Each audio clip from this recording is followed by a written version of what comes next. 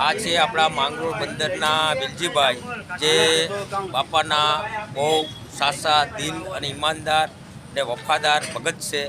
જ્યાં બાપાના જે મંડપ થાય 12 બીજના ધણીનો હિન્દવા હાકીમનો, ત્યાં વેલજીભાઈ પોતે પોતાની ટીમ લઈ, ખારવા સમાજ મેઘજીભાઈ પોતાની ખારવા સમાજની ટીમ લઈ માંગરોળ બંદરથી અને બાપાનું જે કાર્ય છે સંપૂર્ણ પૂરું કરવા માટે જાય છે.